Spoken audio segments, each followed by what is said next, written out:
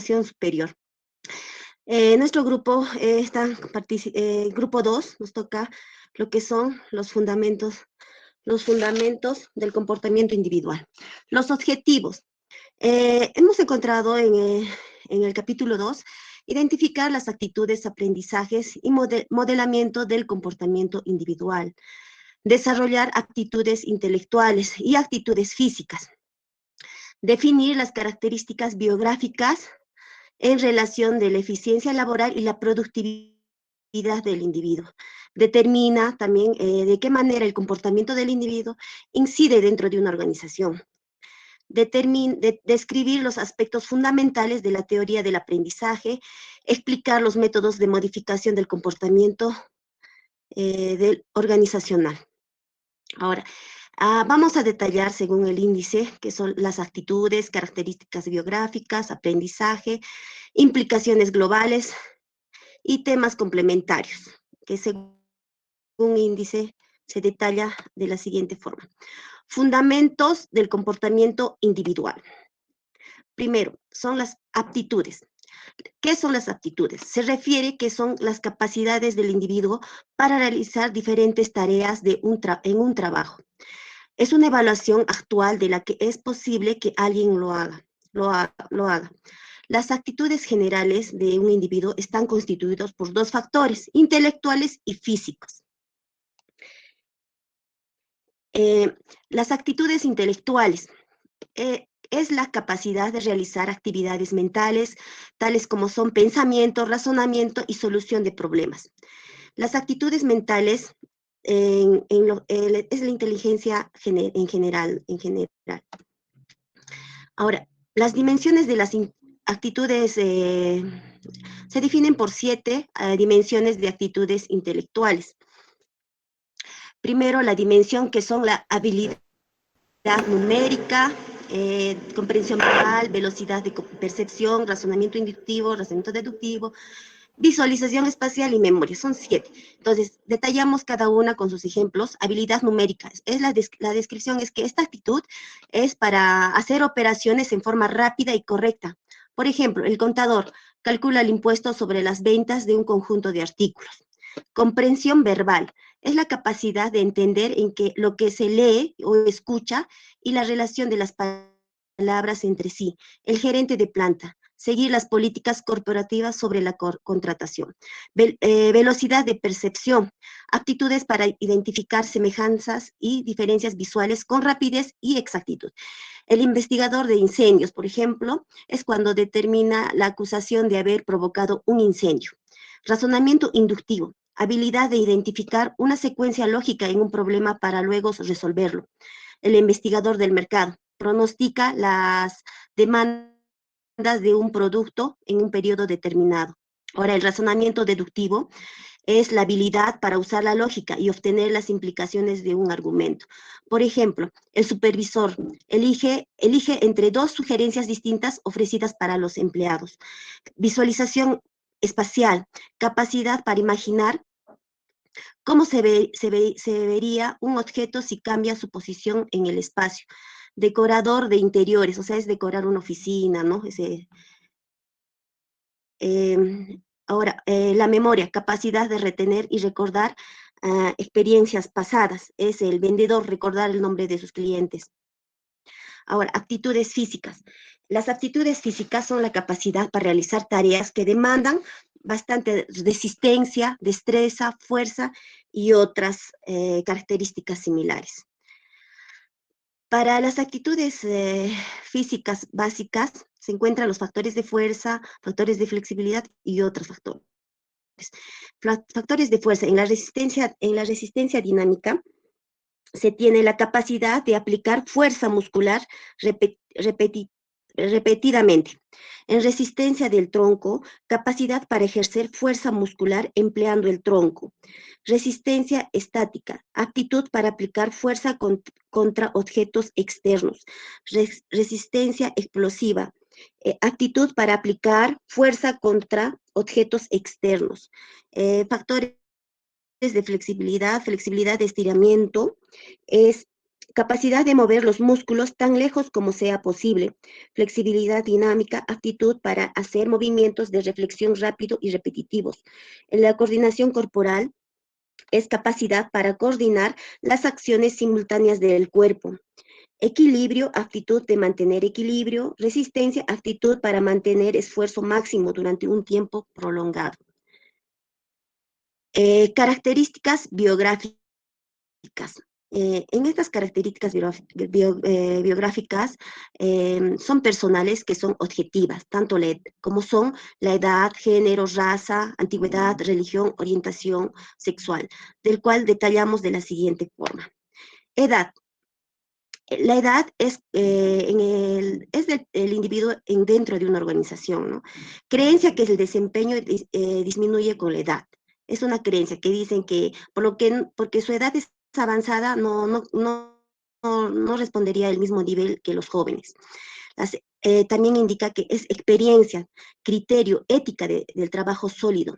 Ellos por tener con más edad o madurez, ellos tienen más experiencia, tienen criterios. Entonces, la organización más retienen a consolidar más trabajadores con mayor edad. Compromisos, ellos también tienen compromisos con la calidad, también tienen dificultad con la tecnología, menos probable que abandonen el trabajo, menos ausentismo.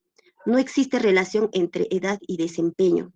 Aquí, por ejemplo, en la edad, tengo un ejemplo que he sacado, según el Sistema Nacional de Pensiones de la edad de la ONP, nosotros para jubilarse en el Perú necesitamos tener 65 años y más de 20 años de aportaciones.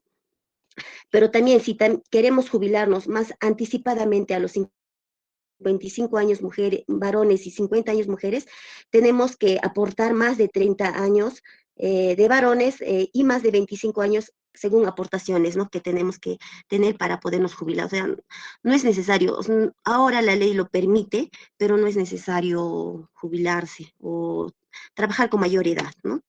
El género.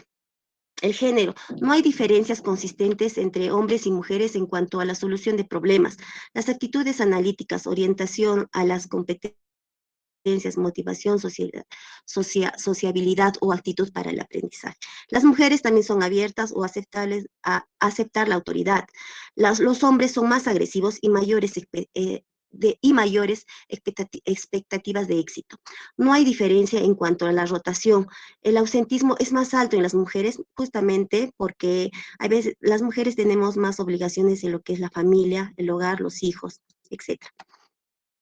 Sexo y género. El sexo se refiere a las características biológicas y fisiológicas que definen a los hombres y las mujeres, y el género se refiere a los roles socialmente construidos, los comportamientos, actividades y atributos de una sociedad dada considera apropiadas para los hombres y las mujeres, sea masculino y femenino, son categorías de género.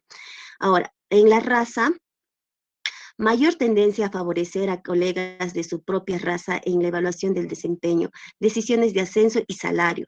Las diferencias raciales hacia los afroamericanos. Los afroamericanos se les juzga peor que a los blancos en las decisiones de empleo. Antigüedad, en el tiempo transcurrido en un trabajo es el tiempo transcurrido en un trabajo en particular.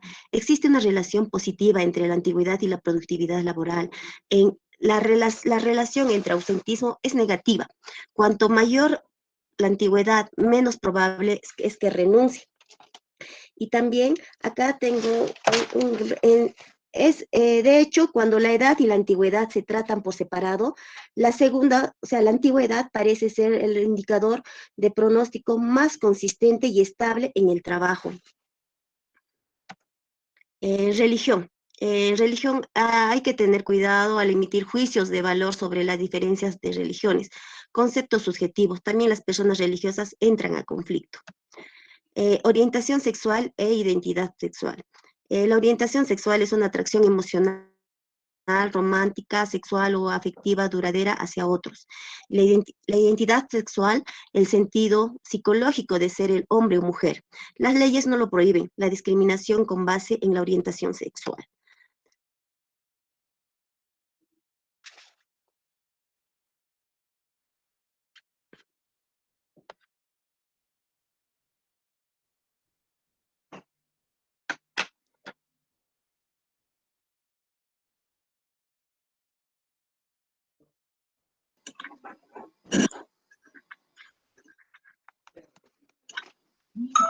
Bien, compañeros de trabajo, yo voy a continuar con esta parte desde lo que se refiere al aprendizaje. Nuevamente, profesor, muy buenos días, y compañeros a todos también, muy buenos días. Estamos tocando el tema de lo cual son fundamentos del comportamiento individual en esta parte 2.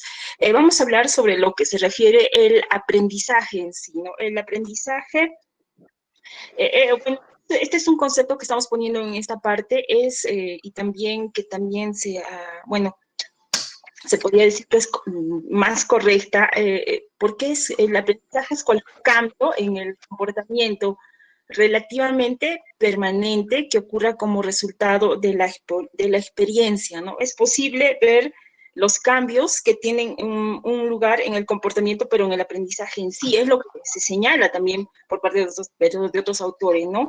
O sea, lo que no queremos es indicar que el aprendizaje ha tenido lugar y que consiste en cambio de comportamiento. El aprendizaje, como señalamos aquí, en realidad ocurre en todo momento, implica un cambio, sí es cierto, porque puede ser también un cambio positivo, un cambio negativo, y debe asimilarse definitivamente de la mejor manera posible. No tanto tal vez con una reacción, pero sí debe asimilarse, como señala aquí en esta primera parte, como resultado un poco siempre definitivamente de la experiencia. Otro que también se señala es que se adquiere por medio de la observación y de la práctica. Esto definitivamente nos ayuda en cuanto concierne al aprendizaje. Siguiente diapositiva, Giovanna, por favor. Hay diferentes teorías en cuanto concierne el aprendizaje. Uno de ellos es el condicionamiento clásico. Bueno, en este tipo, es un tipo de aprendizaje, como señala aquí, en el que un individuo responde a cierto estímulo. Por lo general no produciría dicha respuesta. Iván Pavlov es un investigador quien realizó un experimento, como podemos ver aquí, con un can, y en respuesta al alimento que se le daba, ¿no? Entonces, aquí, bueno, en imágenes podemos ver, hay un plato con carne. La carne es como una respuesta, es un estímulo condicionado, ¿ya? Y el objetivo de este condicionamiento clásico, se podría señalar, es que hay una respuesta condicionada, porque es lo que va a actuar el perrito, ¿no? Y esta en sí describe prácticamente el comportamiento del perro, cómo actúa el perrito cuando se le entrega, ¿no? Por ejemplo, él responde, ¿no?, a un sonido con la salida, con la campana. Bueno, es un experimento que se hizo, por eso aquí señala un aparato para medir el flujo de la saliva. Por eso es que el condicionamiento clásico, señalamos aquí, responde a un cierto estímulo y por lo general no produciría dicha respuesta. Es uno de las teorías de aprendizaje. Siguiente, por favor, Giovanna. Otra teoría de aprendizaje es el condicionamiento operante. Se habla un poco más aquí en cuanto concierne a la teoría del conductismo, y es una teoría que argumenta que el comportamiento sigue estímulos de manera relativamente intensada. En este caso, quien lo señala es B.F. Skinner, que también es otro investigador, ¿no? El cual se da prácticamente en función a las consecuencias, ¿no? Por ello es que acá señalamos que este tipo de aprendizaje, en este tipo de condicionamiento que es operante, en realidad es voluntario o es aprendido. Por eso señalamos que el tipo de aprendizaje en el que el comportamiento voluntario y deseado conduce a una recompensa o impide un castigo, bueno, en este caso, ¿no?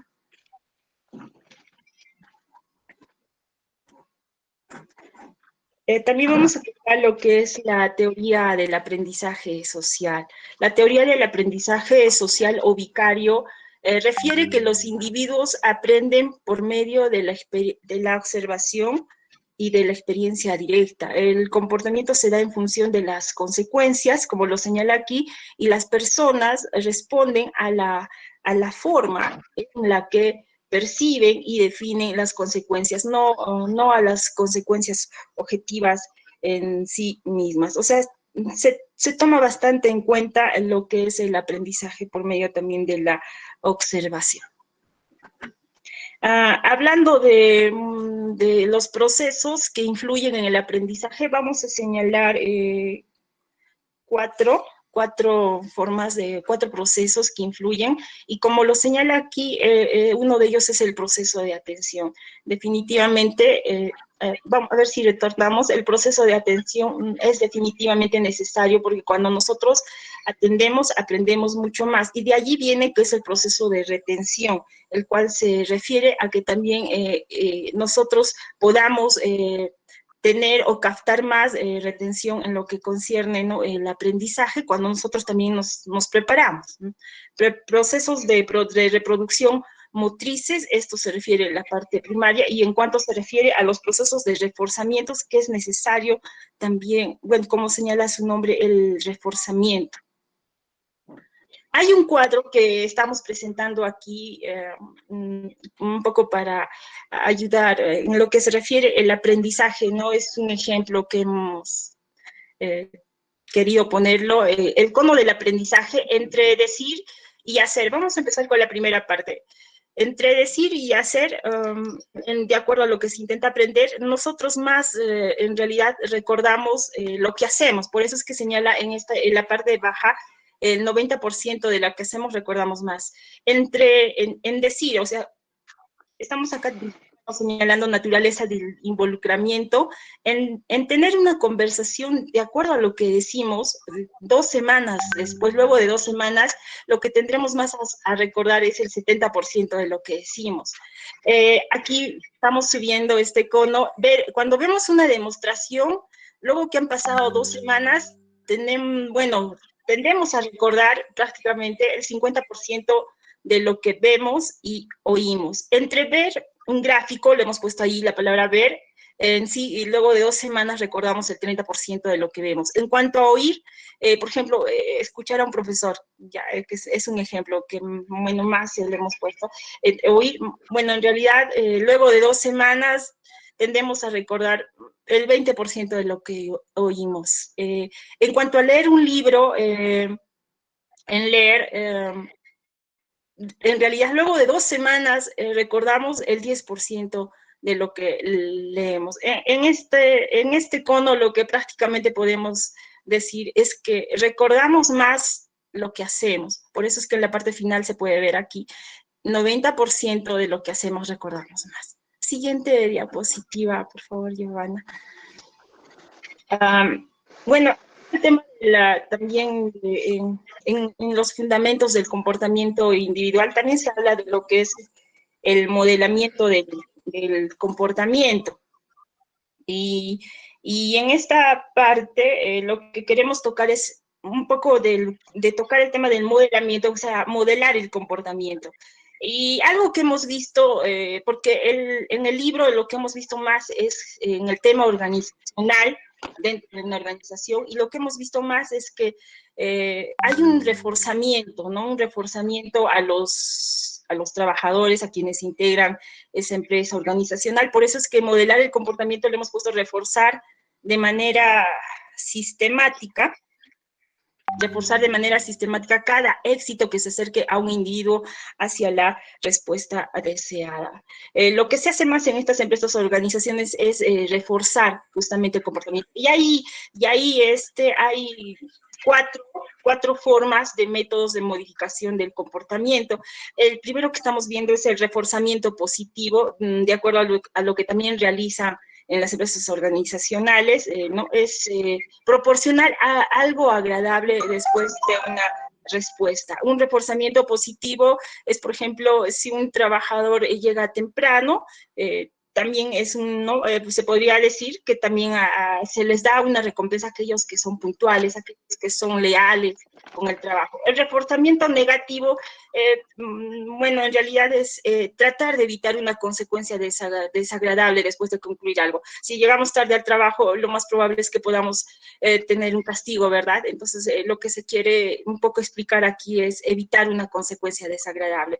Castigo, justamente aquí tocamos el tema del castigo, que es una condición desagradable en un intento de eliminar un comportamiento indeseable. En realidad nadie quiere ser castigado, y la extinción, eliminar cualquier reforzamiento que sostenga un comportamiento, bueno, nos señala en este caso tal vez un poco eliminar ese tipo de reforzamientos que, bueno, en este caso lo que menos, lo que sería prácticamente negativo aquí es ello, ¿no? Lo que es la parte del castigo y eso que pueda ocasionar definitivamente un comportamiento que pueda inclusive bajar el autoestima del trabajador, en este caso causar inseguridad relacionado a ello. En la siguiente diapositiva, como le señalábamos en el libro, un poco también lo que se habla es bastante del tema organizacional, y entonces en esta parte se habla sobre los fundamentos del comportamiento organizacional. Hay un tema que justamente se llama resumen e implicaciones para los gerentes, ¿no? Ellos cómo trabajan en sí para que nosotros podamos tener un comportamiento adecuado dentro de una organización. Esto se divide en 3 variables. El primero de ellos es la aptitud, como lo vemos en el cuadro, aptitud, características biográficas y aprendizaje.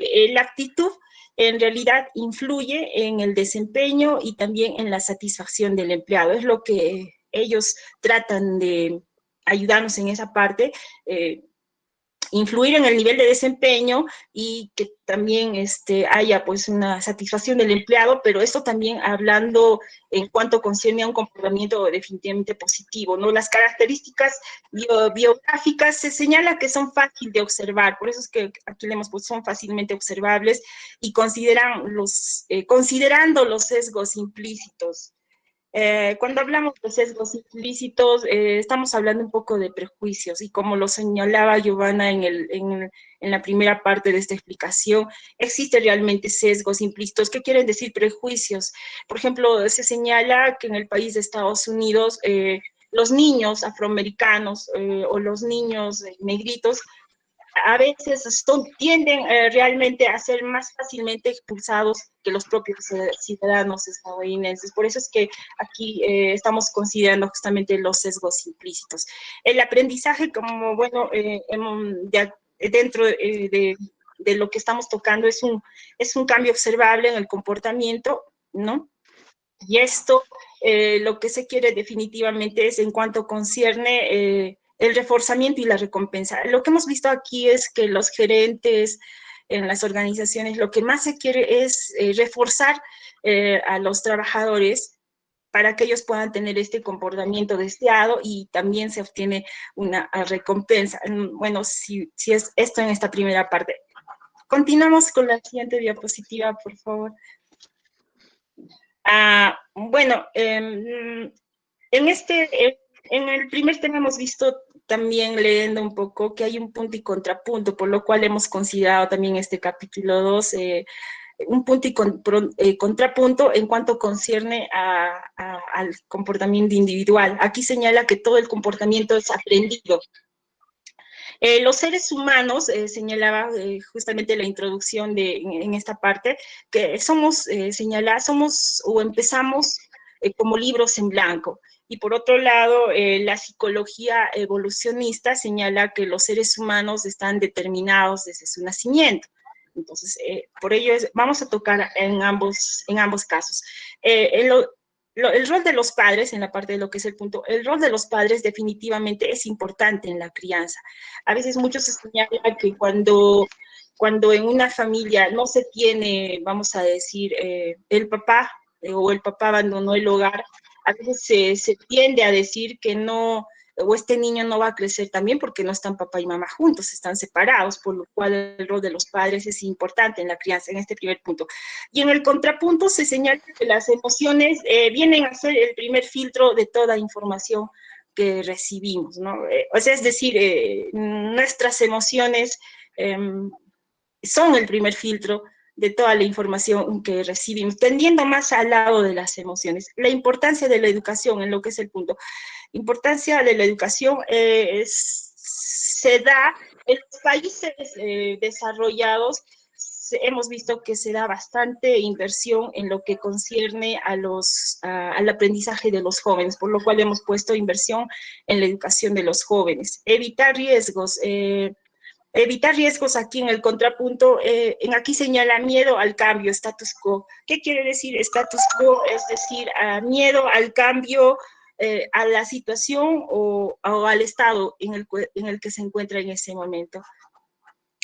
Capacitación para el trabajo. Definitivamente la capacitación para el trabajo es importante en el texto que hemos dado a conocer, porque ello hace también que la organización mejore o que la empresa también. Hacer estereotipos. Hacer estereotipos. Bueno, en esta parte también se señala un poco de lo que ocurría antes, vamos a decir, al inicio, cuando el ser humano apareció en la Tierra, vamos a decirlo, ¿no? Porque es una psicología evolucionista, y ellos señalaban que estos primeros personas o bueno, nativos sabían en quién confiar y en quién no hacerlo. Un poco se relaciona a ello ¿no? En hacer estereotipos. Manipulación de recompensas. Como le señalábamos, las empresas lo que tratan de hacer es que los trabajadores puedan ser capacitados de la mejor forma y cuando hay una capacitación y esto resulta siendo positiva, hay una recompensa. Por ello es que señalamos en esa parte motivar al empleado, se motiva bastante al empleado. Competencia de los machos. Bueno, en las comunidades, bueno, los primeros pobladores, las primeras personas sabían, habían bastantes competencias y siempre a veces habían ganadores y perdedores, por lo cual ahí ponemos ganadores y perdedores, pero ahora en este tiempo se podría decir, tal vez ya no habrá una pelea o batalla, enfrentamiento entre ellos mismos, pero sí en cuanto a concierne al conocimiento, al aprendizaje, sí viene habiendo, ¿no? Una competencia. Siguiente diapositiva. En este caso se habla también del tema, el dilema ético en el cual hemos querido considerar la Universidad de Florida. Hace poco ellos hicieron un cambio en su política para brindar beneficios de salud para personas de unión libre. Por ello es que ponemos acá dilema ético, uno debe tener sexo. Hay un ejemplo que puso Larry Gretul, miembro del Congreso, cuyo distrito incluye la universidad, introdujo una enmienda para hacer que fuera ilegal usar dinero de los contribuyentes para financiar un programa de beneficios para personas en unión libre. En realidad es un dilema realmente esto de la situación de la unión libre, porque sabemos que países desarrollados como Estados Unidos, los países europeos, ellos son más abiertos en cuanto a este tema, tal vez en el lado de nuestro país que es Perú, no lo es tanto. Por ello es que también tiene este título, ¿no? Denominado dilema ético. Siguiente diapositiva. Gretuel es también otro de los investigadores que señala, ¿no? Sucede que soy uno de los que apoyan la idea de que el matrimonio debe continuar en la posición más elevada. Otra parte de la política encendió mucha controversia, porque realmente esto genera bastante controversia a nivel mundial, que continúa hasta el día de hoy. El requerimiento de que las personas que cohabitaban firmaron un acuerdo en la que indicaron que tenían sexo. La política estipulaba que los beneficiarios deben haber estado en una relación no platónica durante los 12 meses precedentes. Es increíble, pero es la política que se estipulaba.